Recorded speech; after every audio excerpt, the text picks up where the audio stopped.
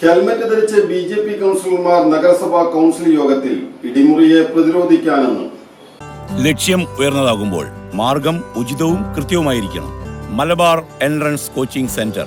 17-ാം തീയതി കൊടുങ്ങല്ലൂർ നഗരസഭയിലെ ഇടിമുറിയിൽ LDFന്റെ പിൻവാതിൽ നിയമനം തടഞ്ഞ താലൂക്ക് ആശുപത്രി സെക്രട്ടറിയെയും സൂപ്രണ്ടിനെയും വിളിച്ചുവരുത്തി അതിക്രൂരമായി മർദ്ദിച്ചതിൽ പ്രതിഷേധിച്ചാണ് ഹെൽമറ്റ് ധരിച്ച് കൗൺസിലർമാർ എത്തിയത്.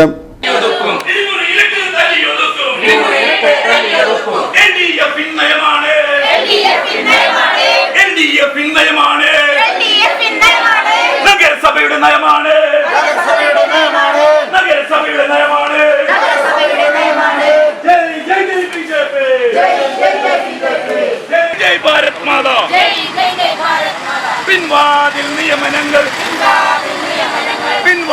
നിയമനങ്ങൾ LDF നടത്തുമ്പോൾ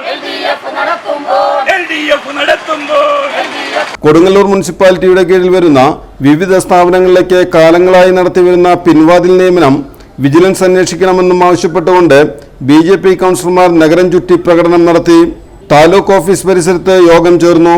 കൊടുങ്ങല്ലൂർ താലൂക്ക് ആശുപത്രിയിലും നഗരസഭയിലും അംഗനവാടികളിലും LDFന്റെ നേതൃത്വത്തിലുള്ള സഹകരണ സംഘങ്ങളും ബാങ്കുകളിലും നേതാക്കന്മാരുടെ ഭാര്യമാർക്കും ബന്ധുക്കൾക്കും നൽകിയ നിയമനത്തിലൂടെ ലെവി ഇനത്തിലും നിർബന്ധിത പണപ്പിരിവ് നടത്തി പാർട്ടി നേതൃത്വം അനധികൃതമായി ലക്ഷക്കണക്കിന് രൂപ സമ്പാദനം നടത്തിയതായും BJP ആരോപിച്ചു. യോഗത്തിൽ നഗരസഭാ പ്രതിപക്ഷ നേതാവ് TS സജീവൻ അധ്യക്ഷത വഹിച്ചു.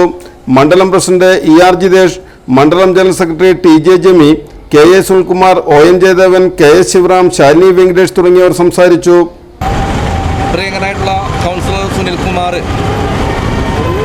കഴിഞ്ഞ നിരവധി ദിവസങ്ങളായി കൊടുങ്ങല്ലൂർ നഗരസഭാ പ്രദേശത്തും നഗരസഭയിൽ നടക്കുന്ന വിഷയങ്ങൾ കൗൺസിലിൽ ചർച്ച ചെയ്യണമെന്നും അതിനൊരു വ്യക്തമായ തക്കതായൊരു മറുപടി ചെയർപേഴ്സൻ്റെ ഭാഗത്തു നിന്നുണ്ടാവണമെന്ന് ആവശ്യപ്പെട്ടുകൊണ്ട് അദ്ദേഹം എനിക്ക് സംസാരിച്ച സമയത്ത് അദ്ദേഹത്തെ തടഞ്ഞുകൊണ്ട് ഇവിടെ ഈ കൗൺസിലിൽ നിങ്ങൾ പറയുന്ന കാര്യങ്ങളൊന്നും നടക്കില്ല, ഞങ്ങൾ തീരുമാനിക്കുന്ന കാര്യങ്ങൾ മാത്രമേ ഈ കൗൺസിലിനകത്ത് നടക്കുകയുള്ളൂന്ന് വളരെ ധാർഷ്ട്യത്തോടു കൂടി ധിക്കാരത്തോടു കൂടി പ്രതിപക്ഷത്തിൻ്റെ ദൗത്യവും കർമ്മവും നിർവഹിക്കാൻ സമ്മതിക്കാതെ എന്താ പറയുക ധിക്കാരപൂർവമായി പെരുമാറുകയും അതുകൂടാതെ തന്നെ നമുക്കറിയാം കഴിഞ്ഞ ദിവസങ്ങളിൽ ഉണ്ടായിട്ടുള്ള നഗരസഭയോട് ബന്ധപ്പെട്ടുണ്ടായിട്ടുള്ള വിഷയങ്ങളെക്കുറിച്ച് നിരവധി വേദികളിൽ പാർട്ടിയും പാർട്ടി കൗൺസിലർമാരും ഈ വിഷയം ഉന്നയിച്ചതാണ്.